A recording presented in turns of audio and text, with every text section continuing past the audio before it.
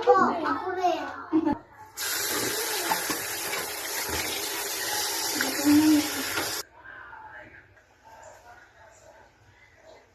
So guys, lalagay ko na yung gata.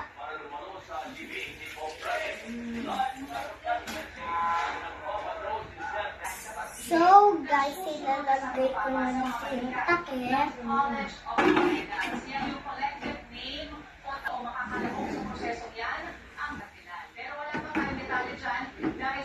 Niluto ko guys ay tulingan kasi may ulam kami dun sa taas, ang sarap.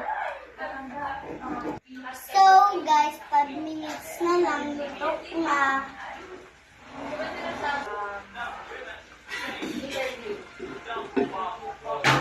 Anong gagawin ko? Lagyan ko ng...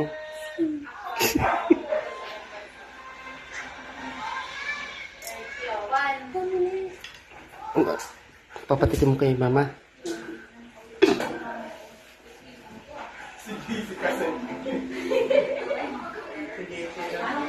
Ma!